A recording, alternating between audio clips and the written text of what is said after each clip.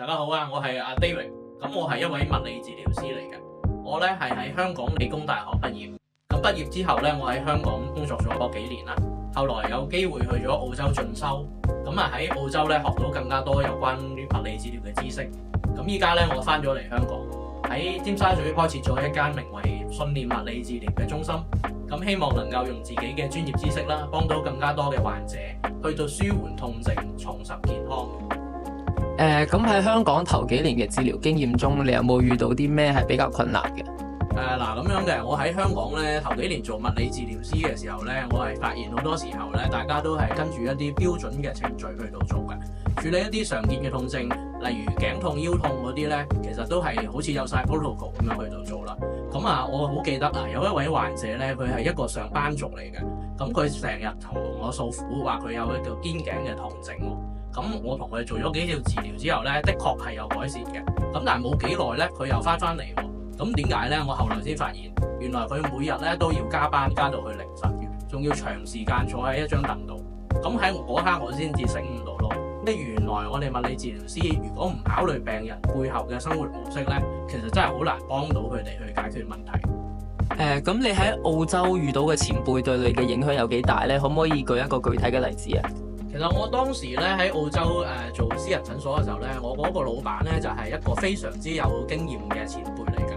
咁佢其中一句説話咧，令我至今都係記憶猶新嘅。佢話原來每一個患者佢嗰個症狀背後都係一個故事喎。佢話我哋其實物理治療師咧係應該解決個故事，而唔係解決個症狀咁簡單嘅。咁有一次咧，佢就係帶我啦去處理一位慢性腰痛嘅患者。咁嗰個腰痛患者其實佢症狀唔重㗎，但係咧嗰個前輩咧佢就用咗好多嘅時間咧去了解佢嗰個患者嘅家庭狀況。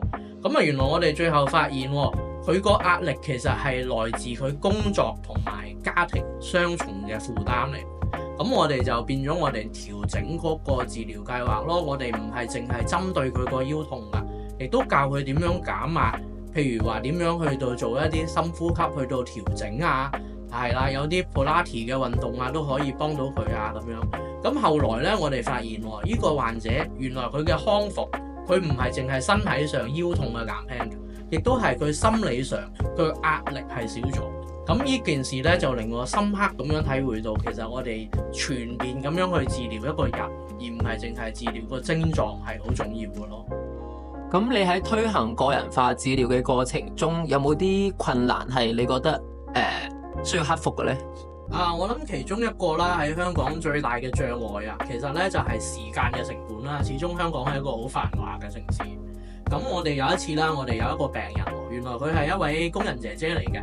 咁佢腰痛得好犀利，咁嚟睇啦。但係佢又好趕時間翻去做嘢喎，佢又冇乜錢喎，佢希望一次就能夠解決問題。咁我當時其實咧覺得個壓力都好大嘅，因為我哋治療，我哋好多要花時間同佢解釋嗰個理念啊，解釋嗰啲運動啊咁樣，但係佢又未必能夠即刻學識、即刻接受。咁我就後來咧，我將個重點放翻喺教育方面啦。我用一啲簡單嘅例子喺治療嘅過程入邊咧，同佢解釋點解佢個腰痛唔能夠急住好咧。我哋有一個好似種樹咁嘅比喻啦。我哋其實做物理治療，我哋唔係淨係醫啲樹葉，即係嗰啲症狀，而係我哋要鞏固嗰啲樹根，即係要揾到問題嘅原因，去到根治嗰個問題咯。咁佢呢位工人姐姐佢聽完之後咧，佢願意配合喎，佢好耐心咁樣去到學咗呢啲嘢。